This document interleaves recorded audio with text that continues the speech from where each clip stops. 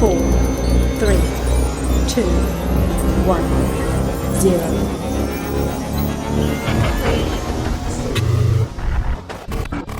Antes de que existieran las palabras, existieron las imágenes, marcas, símbolos, trazos, formas de entender el mundo y de dejar huella.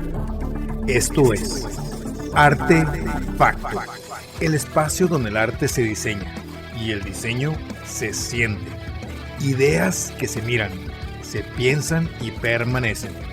Todo esto en la voz de Alex.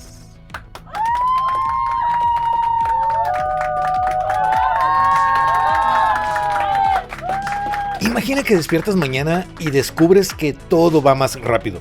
Las calles, los automóviles, las pantallas, las noticias, las conversaciones, los algoritmos. Todo parece correr hacia algún lugar. Ahora imagina que alguien te dice que la velocidad no es un problema, sino una forma de belleza. Que el ruido de una fábrica puede ser tan emocionante como una sinfonía. Que una máquina puede resultar tan inspiradora como una pintura clásica. Y que el pasado ya no merece nuestra atención porque el futuro acaba de llegar. Suena extremo, ¿verdad? Pues hubo un grupo de artistas que pensó exactamente eso. Bienvenidas y bienvenidos a Artefacto, el espacio donde el arte se diseña, el diseño se siente y las imágenes nos ayudan a entender mejor el mundo que habitamos. Yo soy Alex con K y con Z y hoy vamos a sumergirnos en uno de los movimientos más radicales, polémicos, visionarios y explosivos de la historia del arte, el futurismo. Para entenderlo tenemos que viajar a la Italia de principios del siglo XX. El mundo estaba cambiando a una velocidad nunca antes vista. Los automóviles comenzaban a conquistar las calles. Los trenes conectaban ciudades enteras. Los aviones realizaban sus primeros vuelos.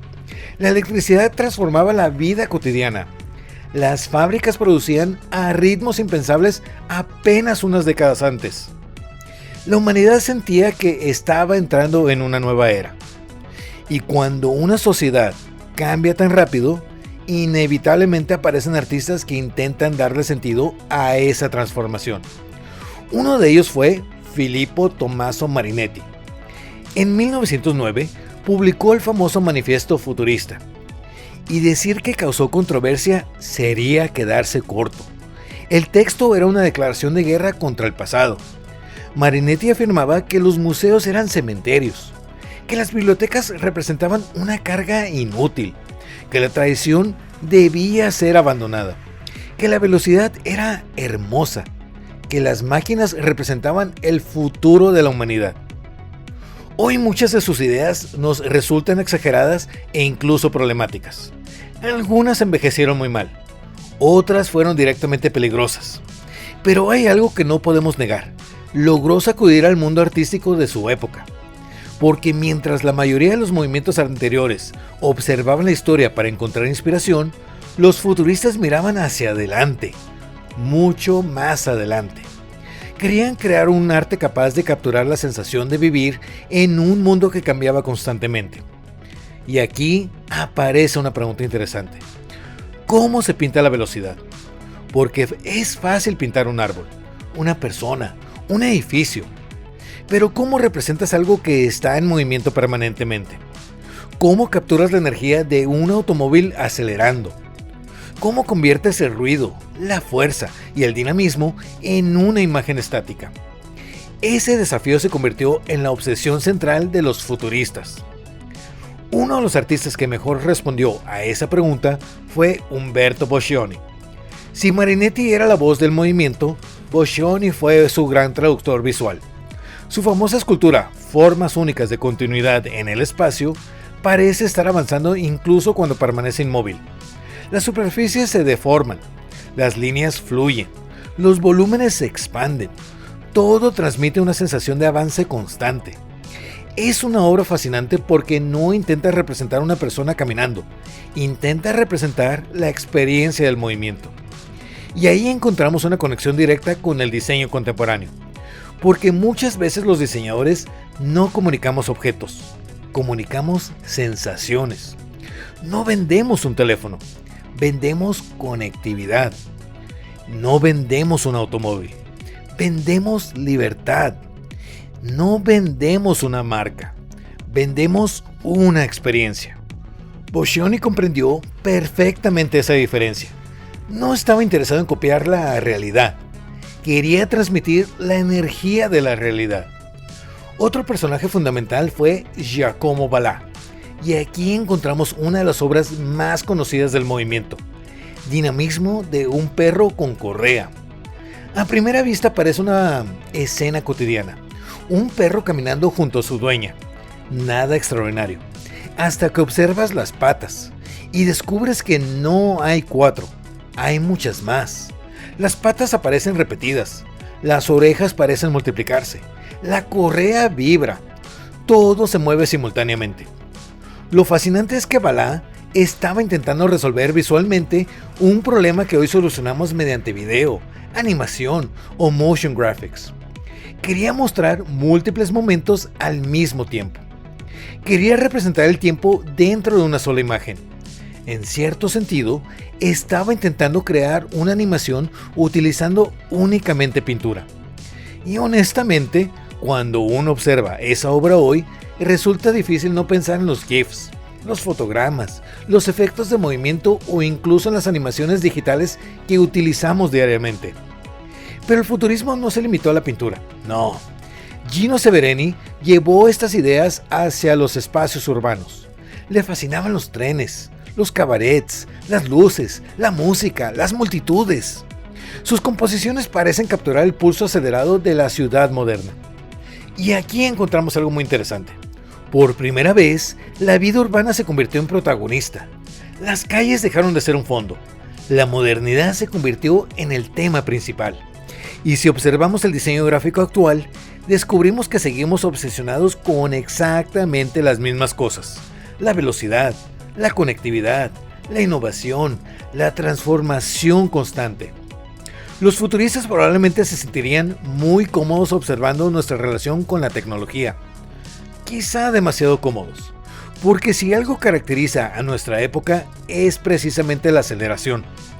Vivimos desplazándonos por pantallas, saltamos entre aplicaciones, consumimos información en fragmentos, leemos titulares sin terminar artículos, vemos videos de 15 segundos, respondemos mensajes mientras hacemos otras 3 cosas al mismo tiempo. La velocidad se ha convertido en nuestro estado natural. Y aquí es donde el episodio comienza a ponerse interesante, porque el futurismo no solo predijo ciertas cosas, también nos obliga a preguntarnos si esa obsesión por la velocidad tiene consecuencias.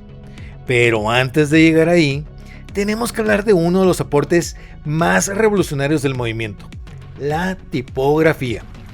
Porque mientras algunos artistas experimentaban con pintura y escultura, Marinetti decidió atacar directamente el lenguaje escrito, y lo hizo de una forma brillante.